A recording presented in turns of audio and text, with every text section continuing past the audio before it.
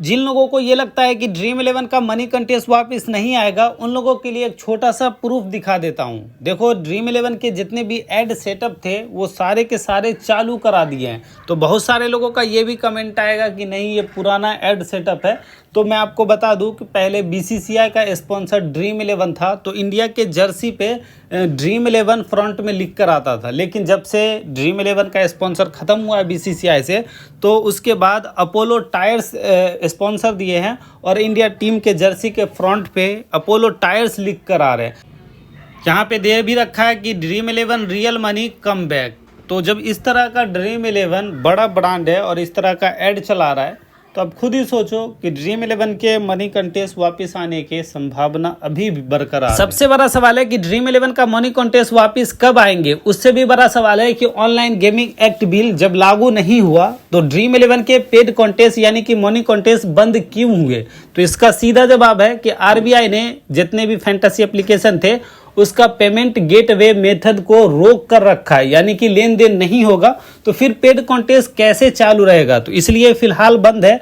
कभी भी RBI payment gateway को स्टार्ट कर सकते हैं तो सीधा मनी कॉन्टेस्ट जो है वो चालू हो जाएंगे। वैसे जो 21 जनवरी का फैसला आने वाला है उसमें आखिर क्या होगा, ड्रीम 11 के मनी कॉन्टेस्ट वापस आएंगे या नहीं आएंगे। और उससे भी बड़ा सवाल है कि 49 रुपये वाला जो मेगा कॉन्टेस्ट यानी कि ग्रैंड लीग चल रहा था उसको घटाकर 24 रुपये या फिर 29 रुपये का कॉन्टेस्ट बनाया जा सकता है। मामला अभी तक कहां तक पहुंचा, जैसा कि आप सभी जानते हैं सुप्रीम कोर्ट में यह मामला अभी विचाराधीन है, यानी कि अभी तक कोई भी फाइनल फैसला नहीं आया है। लेकिन टाल मटोल से निकलकर निर्णय सुनवाई की तरफ बढ़ चुका है। 21 जनवरी 2026 को 3 जजों की बेंच इन पूरे मामले पर सुनवाई करेंगे। पॉजिटिव अपडेट है कि फाइनल हेयरिंग डेट तय हो चुकी है। वैसे ये ऑफिशियल नहीं है। 21 जनवरी को जो केस अहम सुनवाई होगी, ये सुप्रीम कोर्ट के कुछ वकील हैं, उन्होंने बताया कि 21 जनवरी को क्लियरिटी मिल जाएगी। वैसे 3 जजों की बेंच बनेगी,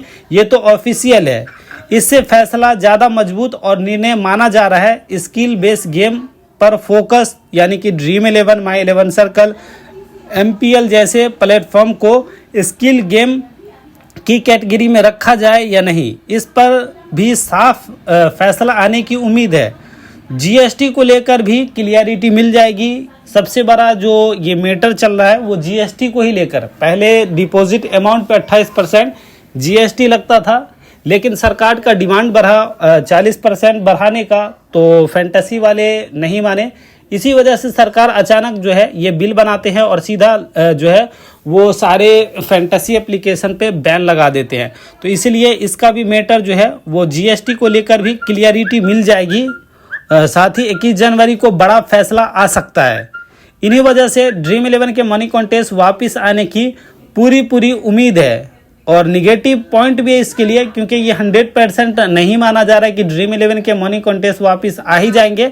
निगेटिव पॉइंट है कि अभी पूरी तरह से कंफर्म नहीं है कि वही पुरानी जज सुनवाई करेगा या नई बेंच का नज़रिया अलग हो सकता है। 21 जनवरी तक इंतज़ार करना पड़ेगा। तब तक कंपनी और यूज़र दोनों को परेशानी झेलनी पड़ेगी। गेम्स क्राफ्ट केस की वजह से मामला थोड़ा जटिल जरूर हुआ है, जिससे फैसला आने में थोड़ा वक्त जरूर लगेगा। लेकिन 3 जजों की बेंच का मामला, क्या 3 जजों की बेंच का सबसे बड़ा फायदा हो सकता है। जैसे कि ड्रीम 11, गेम्स क्राफ्ट, जीएसटी से जुड़े सभी मामले एक साथ सुने जाएंगे, यानी कि 3 जजों का बैठक होगा। तो फिर दोनों तरफ के पक्षों का सारा जजमेंट देखा जाएगा और आसानी से देखा भी जा सकता है। इससे प्रोसेस तेज हो जाएगा और एक मजबूत और लॉन्ग टर्म फैसला आने की संभावना है। सबसे बड़ा सवाल है कि ड्रीम 11 का मनी कॉन्टेस्ट वापस आएंगे या नहीं आएंगे।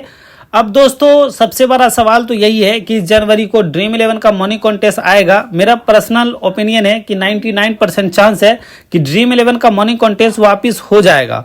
हो सकता है 49 रुपये का जो मेगा कॉन्टेस्ट था उनकी जगह पे 24 रुपये 29 रुपये का मेगा कॉन्टेस्ट देखने को मिले। बाकी फाइनल अपडेट के लिए जैसा कि कोई नई और कंफर्म अपडेट आती है, हम आपको सबसे पहले टेलीग्राम के वेबसाइट पे बताएंगे। तो आप जाओ इसी वीडियो के डिस्क्रिप्शन और फर्स्ट कमेंट में जो मेरा टेलीग्राम का पिनअप लिंक है उससे मेरा टेलीग्राम जरूर ज्वाइन कर लेना। बाकी वीडियो को लाइक और कमेंट शेयर जरूर करना, चैनल को भी सब्सक्राइब कर लेना। मिलते हैं नेक्स्ट वीडियो में। Thank you.